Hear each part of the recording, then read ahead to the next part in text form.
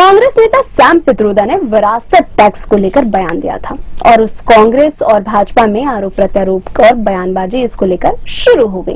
प्रधानमंत्री नरेंद्र मोदी ने विरासत कर से जुड़े विवाद के बीच कांग्रेस पर तीखा प्रहार जारी करते हुए गुरुवार को आरोप लगाया कि पूर्व प्रधानमंत्री राजीव गांधी ने अपनी मां इंदिरा गांधी की मृत्यु के बाद उनकी संपत्ति को सरकार के पास जाने से बचाने के लिए विरासत कर को ही समाप्त कर दिया था। मोदी ने आरोप लगाया कि अगर कांग्रेस सत्ता में आई तो विरासत कर के जरिए लोगों की उनके पूर्वजों द्वारा छोड़ी गई आधी से ज्यादा संपत्ति छीन लेगी। राहुल गांधी ने बुधवार को टिप्पणी की थी कि जो लोग खुद को देशभक्त कहते हैं वे जाति आधारित जनगणना के एक्सरे से डरते हैं। इस पर प्रतिक्रिया देते हुए मोदी ने कहा कि कांग्रेस लोगों की संपत्तियों और कीमती सामान का एक्सरे कराकर उनके आभूषण और छोटी बचत को जब्त करना चाहती है। उन्होंने कहा कि कांग्रेस ने जो पाप किए हैं उनके बारे में कान खोलकर सुनिए। मैं एक दिलचस्प तथ्य सुनाने जा रहा हूं। जब बहन इंदिरा गांधी का निधन हुआ था तो एक कानून था जिसके तहत संपत्ति का आधा हिस्सा सरकार को मिलता था। उस समय ऐसी चर्चाएं थी कि इंदिरा जी ने अपनी संपत्ति अपने बेटे राजीव गांधी के नाम करने की वसीयत की है। मोदी ने कहा कि सरकार के पास जाने वाले पैसे को बचाने के लिए तत्कालीन प्रधानमंत्री राजीव गांधी ने विरासत कर को ही खत्म कर दिया। उन्होंने कहा कि कांग्रेस अब इस कर को और अधिक मजबूती से लागू करना चाहती है क्योंकि उसकी 4 पीढ़ियों ने उन्हें दी गई संपत्ति का लाभ उठाया है।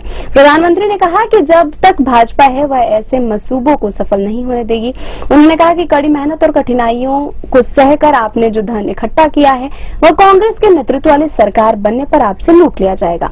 प्रधानमंत्री ने कहा कि मोदी आपके और आपको लूटने की कांग्रेस की योजना के बीच दीवार बनकर खड़ा है। रमेश ने पलटवार करते हुए इस बयान पर सोशल मीडिया मंच एक्स पर एक पोस्ट किया। कल प्रधानमंत्री ने दावा किया था कि कांग्रेस विरासत कर लगाना चाहती है। एक बार जब यह स्पष्ट हो गया कि वास्तव में भाजपा ही विरासत कर का प्रचार करती रही है तो उन्होंने अपनी राह बदल ली।